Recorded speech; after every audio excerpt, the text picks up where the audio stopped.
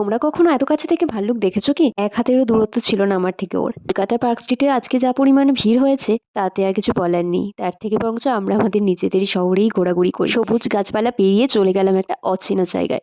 সেখানে খিদের জ্বালায় এতটাই পেট কুঁকড়ে উঠেছিল, দিক ওদিক খুঁজতে খুঁজতে একটা রেস্টুরেন্ট পেয়ে গেছি। আর এখানে আমরা আগেও গেছিলাম। চারিদিকে সবুজ আর সবুজ, আর পুরোটা এত সুন্দর করে ডেকোরেট করা, কি বলবো। এই যে দুজন বয়স্ক লোকদের দেখছেন, ওনারা প্রথম থেকে এসে সেলফি তুলে কত সুন্দর দুজনে ডেট করছে এই বয়সে, দেখে কিন্তু খুব মজা লাগলো।